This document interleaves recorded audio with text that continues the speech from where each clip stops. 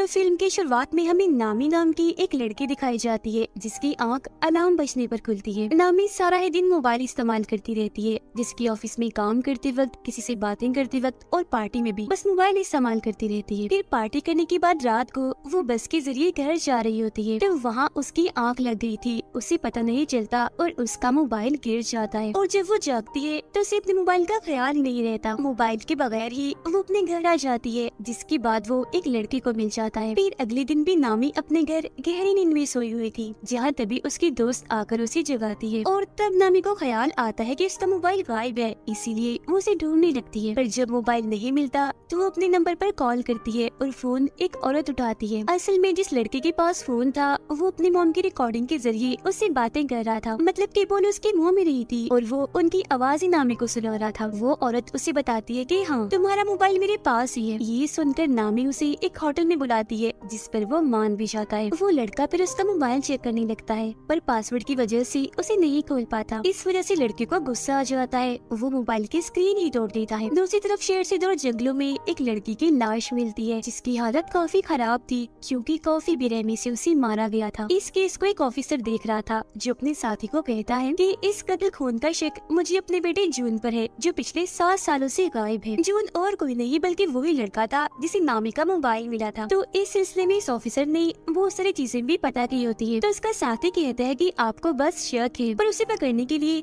हमें सबूत इकट्ठा करने होंगे। उधर नामी अपने डैड के होटल में आकर उनसे मिलती है। उसे पता चलता है कि मेरे डैड का इंस्टाग्राम अकाउंट भी है, तो ये जानकर उसे काफी खुशी होती है। अब तभी नामी के पास उसी औरत की कॉल आती है जिसके पास उसका मोबाइल था। वो कहती है कि गलती से तुम्हारे मोबाइल की स्क्रीन टूट गई है, मैंने उसे ठीक करने के लिए मोबाइल की एक दुकान पर भेज दिया है, पैसे भी दे दिए, तो तुम उस दुकान पर जाकर अपना मोबाइल ले सकती हो। फिर थोड़ी ही देर बाद नामी अपना मोबाइल लेने के लिए उस दुकान पर पहुंच जाती है, जहां उसे जून भी दिखता है जिसने मास्क लगाया हुआ था। वो नामी के मोबाइल की डिटेल्स में उसका पासवर्ड भी पता लगवा देता है और फिर उसका मोबाइल ठीक करने के दौरान वो उसमें एक हैक करने वाला सॉफ्टवेयर भी डाल देता है और उसके मोबाइल का एक डुप्लीकेट फोन बनाकर नामी को दे देता है। वो फिर वहाँ से चली जाती है। अब जो नामी अपने मोबाइल पर कह रही थी वो सब जून भी देख रहा था, क्योंकि उसने नामी के मोबाइल को अपने कंट्रोल में कर लिया था और ये भी उसे चला सकता था। वो उसके चैट्स, इन्हीं मैसेजेस पर वो किससे बात करती है, कॉल्स, यहाँ तक कि खुद नामी पर भी कैमरा के जरिए नजर रख रहा था। फिर रात में जब नामी अपने डैड के होटल में काम करवा रही थी तो तब जून भी वहाँ आता है और उसे बताता है कि मैं यहाँ आता रहता हूँ। वो उसे इसलिए नहीं पहचान पाती क्योंकि दुकान में उसने मास्क लगाया हुआ था। वो नामी से यहाँ की सबसे खास शराब मांगता है। अब क्योंकि वो उसके मोबाइल पर नजर रख रहा था तो उसे सब पता चल जाता है कि नामी को कौन कौन सी गेम्स पसंद है और किन किन चीजों में उसकी दिलचस्पी है, जिससे वो नामी को इम्प्रेस, मुतासिर कर लेता है। और अब उसे अपने बारे में भी बताता है कि मैं एक ऐसी कंपनी में जॉब करता हूँ जो सॉफ्टवेयर, कंप्यूटर और इंटरनेट से जुड़े सारे काम करती है। उन दोनों को बातें करते हुए नामी के डैड भी देख रहे थे। फिर रात को नामी अपने दोस्तों से बातें करते करते सो जाती है और पूरी रात जून उसका मोबाइल ही चेक करता रहता है, जिससे वो उसके बारे में हर एक जानकारी और राज जान चुका था। जिसके बाद अगली सुबह नामी अपनी ऑफिस आती है। वो दरअसल एक कंपनी में काम करती थी। उधर जून अपनी पिछले शिकारी यानी उस लड़की की तस्वीर देखता है जिसका कत्ल उसने किया था, जो और कोई नहीं बल्कि वही थी जिसकी लाश जंगल में से मिली थी। जिसके बाद वो अपना अगला शिकार नामी को चुनता है। उधर नामी के पास उसकी बॉस आती है, कहती है कि हमारी कंपनी को एक काफी बड़ा प्रोजेक्ट मिला है, साथ ही तुम भी काफी अच्छे से काम कर रही हो, मैं तुमसे बहुत खुश हूँ, इसीलिए मैं तुम्हारी सैलरी दोगुनी कर रही हूँ, यानी कि डबल कर रही हूँ, पर तुम इस बारे में बाकी साथियों को मत बताना। अब उनकी ये सारी बातें जून ने भी सुन ली थी। उधर वो ऑफिसर यानी जून के डैड घर आकर अपनी वाइफ से बातें करने लगती है, पर वो जून के बारे में उन्हें कोई बात नहीं बताती। हालांकि उन्हें पता होता है कि जून और उसकी मोम आपस में राब्ते में है और बातें करती रहती है। वो फिर अपनी वाइफ को बताते हैं कि शहर में एक लड़की का खून हुआ है जिसका शक मुझे जून पर है और मैं ये बात जानता हूँ कि तुम उससे राब्ते में हो, क्योंकि मैंने तुम्हारी और उसकी बातें सुन ली थी। जो सुनकर फौरन वो बोलती है कि नहीं, मैं नहीं मानती, मेरा बेटा ऐसा नहीं कर सकता, वो किसी का खून भला क्यों करेगा।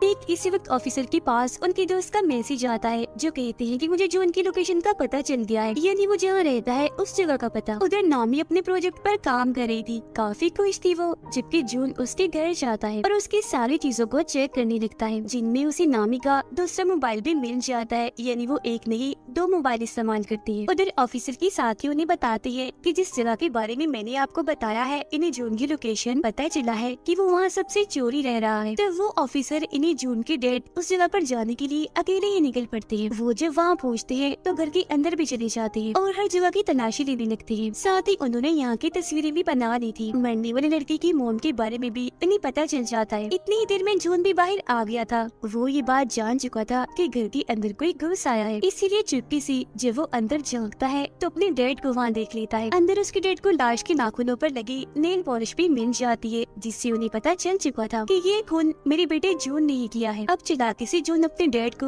उस कमरे से बाहर बुलाता है और जब वो वापस दोबारा अंदर जाते हैं तो जून वहाँ की हर एक चीज, सबूत, सारे कागजात को बर्बाद कर चुका था। जून अब दोबारा से नामी के होटल में जाता है और उसके डैड से मिलकर उन्हें भी यही बात कहता है कि मैं यहाँ आता रहता हूँ और यहाँ की सबसे खास शराब मांगता है। उसे देखकर नामी के डैड समझ जाते हैं कि ये झूठ बोल रहा है, ये हमारा रेगुलर कस्टमर नहीं है, मतलब ये यहाँ रोज रोज नहीं आता। फिर वो नामी से बातें करने लगता है और रात को जब वो बाप बेटी घर जा रही थी तो उसके डैड नामी को कहते हैं कि जून एक नंबर का झूठा इंसान है, वो हमसे कुछ छुपा रहा है क्योंकि वो दूसरी बार आया है होटल में, उससे पहले कभी भी नहीं आया, मुझे वो ठीक नहीं लग रहा, तो तुम उससे दूर रहो। जिस पर वो कहती है डैड मुझे तो ऐसा कुछ नहीं लगता, पर ठीक है मैं उससे दूर रहूंगी। अब उनके बीच की ये सारी बातें जून ने भी सुन ली थी। रात को नामी अपने दोस्त के साथ थी, वो उसे भी जून के बारे में बताती है कि अगर वो थोड़ा सा हुलिया बदले यानी बाल छोटे करवा ले और चश्मा उतार दे तो वो बहुत ही प्यारा लगेगा। उसकी दोस्त कहती है कि मैं भी उसे देखना चाहती हूँ। तब नामी उससे वादा करती है कि ठीक है मैं तुम्हें उससे मिलवा दूंगी। ऑफिसर मरने वाले लड़के की मोम से आकर मिलती है, जहाँ वो इन्हें बताती है कि मेरी बेटी का मोबाइल कहीं गिर गया था, फिर उसकी स्क्रीन टूट गई और मेरी बेटी को मोबाइल पर एक मोबाइल की दुकान से मिला था, जिसके बाद से ही उसके साथ अजीबोगरीब चीजें होना शुरू हो गई थी और उसके बाद फिर किसी ने उसे मार दिया। तब वो लड़के की मोम से वादा करती है कि आप परेशान ना हो, उसके खूनी को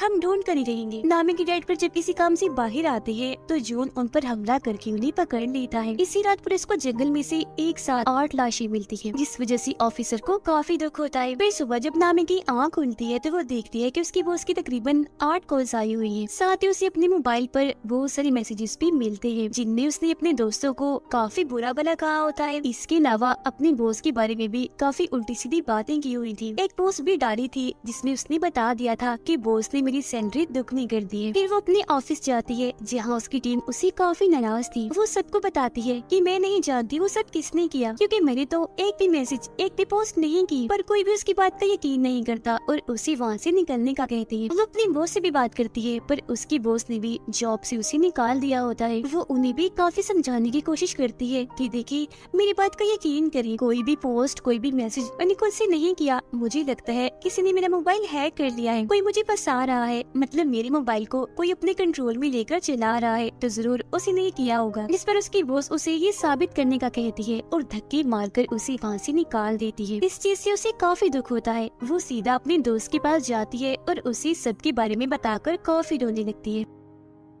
तब उसकी दोस्त उसे सहारा देती है, उसे संभालती है। ये चीज जून ने भी देख ली थी। वो सोचता है कि नामी अपने दोस्त के काफी करीब है, तो पहले रास्ते से इसे हटाना होगा। वो और उसकी दोस्त पुलिस स्टेशन जाती है और इस सब के बारे में बताती है। तब ऑफिसर उनसे कहता है कि ये सब आपके साथ ऑनलाइन हुआ है, इसलिए हम आपकी कोई मदद नहीं कर सकते, क्योंकि जिसने भी आपके साथ ऐसा किया हम उसे नहीं पकड़ सकेंगे। ये सुनकर उसकी दोस्त को काफी गुस्सा आता है, जिसके बाद दोनों यहाँ से चली जाती है। जून अब नामी के डैड के घर पर ही रह रहा था, क्योंकि उसने उन्हें वहाँ बांध के रखा हुआ था। वो उनकी मोबाइल से नामी को मैसेजेस भी करता रहता है, ताकि उसे शक ना हो कि मेरे डैड को किसी ने अगवा कर लिया है। वो दोनों फिर होटल में आकर बातें करने लगती है। इस बारे में सोच रही थी कि आखिर ऐसी हरकत कौन कर सकता है। वो फिर बात करती है कि इस बारे में पता लगवाने के लिए हमें एक ऐसा इंसान चाहिए जो कंप्यूटर और इंटरनेट में काफी माहिर हो। अब तभी यहाँ जून भी आ गया था, जिसके लिए नामी जोश लेने जाती है और वो उसकी दोस्त के साथ मिलकर नामी का फोन चेक करने लगता है। वो फिर जब आती है तो जून उसे बताता है कि किसी ने तुम्हारा मोबाइल हैक किया हुआ है। उस इंसान ने तुम्हारे मोबाइल में एक ऐसा सॉफ्टवेयर डाला है जिससे तुम्हारा मोबाइल उसके कंट्रोल में आ गया है और तुम जो भी करोगी उसे पता चल जाएगा और मोबाइल को वो अपने तरीके से भी चला सकता है। वो फिर नामी को बाहर आता है और बताता है कि ये काम किसी करीबी का है। वो करीबी जिसे तुम्हारे मोबाइल का पासवर्ड भी पता है, क्योंकि पासवर्ड खोलने के बाद ही उसने ये सब किया होगा ना। अब तभी उन दोनों की तस्वीर चुपके से नामी की दोस्त बना रही थी, जिससे उसे काफी अजीब लगता लगता है। वो फिर होटल में जब आती है तो उसकी दोस्त उसे एक खबर दिखाती है जिसमें पुलिस को एक साथ 8 लाशें मिली थी। अब उसकी दोस्त नोट कर लेती है कि नामी मुझसे बात नहीं कर रही। वो उससे इसकी वजह पूछती है कि तुम मेरी बात क्यों नहीं सुन रही, तुम्हारा मूड भी खराब है, क्या हुआ, नाराज हो? जो सुनकर नामी भड़क जाती है,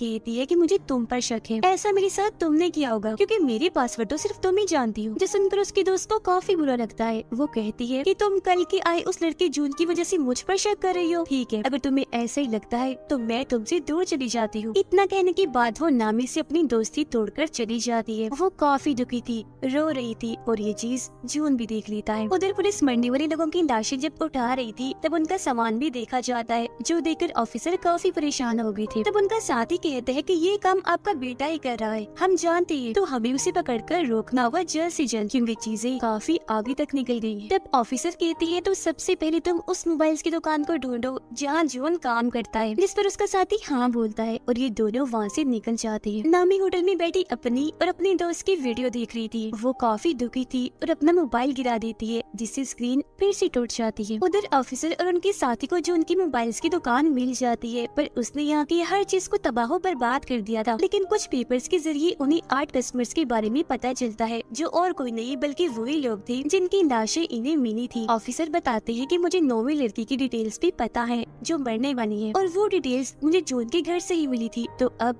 हमें उसको बचा लेना चाहिए। जो सुनकर उनका साथी कहता है कि हमें इस सब के बारे में खबरों में भी चला देना चाहिए ताकि जून को जल्द से जल्द पकड़ा जा सके। अब तभी इधर नामी भी आ जाती है। उसने इन दोनों की बातें सुनी थी और जब वो वहाँ जून का नाम देखती है तो समझ जाती है कि और किसी ने नहीं बल्कि जून ने ही मुझे फंसाया है। उसने मेरा मोबाइल हैक करके वो सारी मैसेजेस और पोस्ट की थी, उसकी वजह से ही मैं आज अकेली हूँ, मेरे पास नौकरी भी नहीं है और मेरी इतनी अच्छी दोस्त भी मुझे छोड़कर चली गई है। वो मजीद जून की कंपनी में कॉल करती है जहाँ से उसे पता चलता है कि इस नाम का कोई भी वर्कर यहाँ काम नहीं करता। जो सुनकर नामी को जून पर काफी गुस्सा आता है और वो फैसला करती है कि मैं उसे अपना बदला लेकर उसे सबक सिखा कर ही रहूंगी। उसकी ये बातें ऑफिसर ने भी सुन ली थी, पर वो उसे ये बात नहीं बताते कि जॉन एक सीरियल किलर भी है, यानी एक खूनी जिसने न जाने कितने लोगों को मार दिया है। पर वो सिर्फ ये कहते हैं कि मैं भी जून को पकड़ना चाहता हूँ, वो अच्छा लड़का नहीं है। जिस पर नामी उन्हें एक आइडिया देती है कि मैं ऐसा करूंगी कि उसे मिलने के लिए घर बुला लूंगी, मैं आप लोगों को भी बता दूंगी, तो उसे पकड़ने के लिए फौरन आप लोग आ जाना। जिस पर वो दोनों ऑफिसर्स मान जाते हैं। फिर अगले दिन जून के पास नामी का मैसेज आता है जो उसे मिलने के लिए बुलाती है, जबकि उसके घर के बाहर नीचे दोनों पुलिस ऑफिसर्स गाड़ी में जून की आने का इंतजार कर रही थी। अब जून नामी की ख्वाहिश के मुताबिक अपना हुलिया बदलता है, जिसे वो अपने बाल काट कर चश्मा उतार कर उसे मिलने चाहता है। वो उसके घर के बाहर नीचे पहुँचता है जबकि नामी ऊपर अपने घर में तैयार हो रही थी। नीचे जब जून आगे बढ़ रहा था तो दोनों पुलिस ऑफिसर्स उसे पकड़ लेती है, पर उसका चेहरा देखकर समझ जाते हैं कि ये जून नहीं है बल्कि कोई और ही है, क्योंकि दरअसल हुलिया बदलने की वजह से वो उसे पहचान नहीं पाई। अब जून उन दोनों को धमकाने लगता है कि मैं तुम्हारे खिलाफ रिपोर्ट करूंगा क्योंकि मैं मासूम हूँ, बेकसूर हूँ और तुम मुझ पर शक करके गन दिखा रही हो। जिस पर ऑफिसर का साथी कहते हैं वो दरअसल हमें गलतफहमी हो गई थी, हम किसी खूनी को ढूंढ रही है। पर जून उनसे कहता है कि खैर जो भी है देख लूंगा तुम्हें।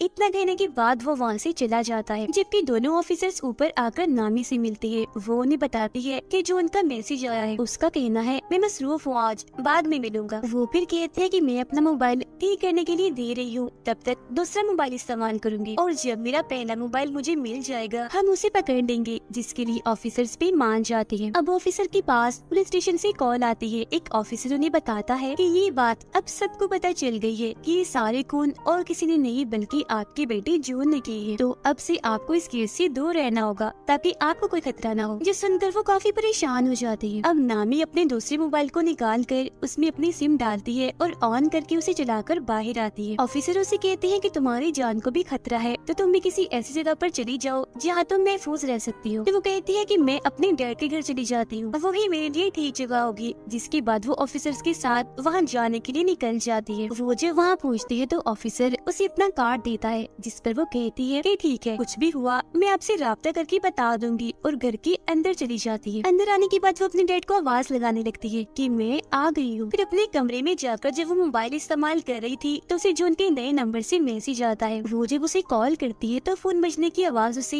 यही इसे घर से आ रही थी। वो चौंक जाती है और फौरन ऊपर जाकर चेक करती है, पर वहाँ पर कोई भी नहीं था। लेकिन वो फिर भी डर गई थी, इसीलिए ऑफिसर को फौरन कॉल करने लगती है। पर तभी उसका मोबाइल अपने अपने आप ही चलने लगता है। जो देख वो समझ गई थी कि जून ने इस मोबाइल को भी हैक कर लिया है। उसे अपने डैड की फिक्र होने लगती है, तो वो उन्हें हर जगह ढूंढ रही थी जहाँ उसे जून मिल जाता है। वो कहता है कि अगर तुम अपने डैड को जिंदा देखना चाहती हो तो दोनों ऑफिसर्स को अभी मैसेज करो कि मैं यहाँ बिल्कुल ठीक हूँ, महफूज हूँ, तो आप फिक्र मत करना, हम 2 दिन के बाद मिलेंगे। अब ना चाहते हुए भी नामी अपने डैड की जान बचाने के लिए उन्हें ये मैसेज कर ही देती है। वो यहाँ उसे पूछती है कि मैंने तुम्हारा क्या बिगाड़ा था, तुमने मुझे ही क्यों पकड़ा? तो वो बताता है कि मुझे तुम्हारा मोबाइल बस में से मिला था, तो इसीलिए मैंने तुम्हें अपना शिकार चुना, क्योंकि जाहिर है मोबाइल के जरिए मुझे तुम्हारे बारे में सब पता चल सकता था, तो भला मैं तुम्हें फिर कैसे छोड़ता। फिर वो नामी को बाथरूम में उसके डैड के पास लाता है जहाँ उन्हें बांध के रखा हुआ था। वो उन्हें मारने की धमकी देता है। तब नामी कहती है कि तुम मेरे डैड को मत मारो प्लीज, मैं कुछ भी करने को तैयार। जो सुनकर जॉन उसे खुद को टेप की मदद से बांधने का कहता है, और जब नामी उसकी मदद से ऐसा कर लेती है तो वो उसके डैड को डुबोकर मारने के लिए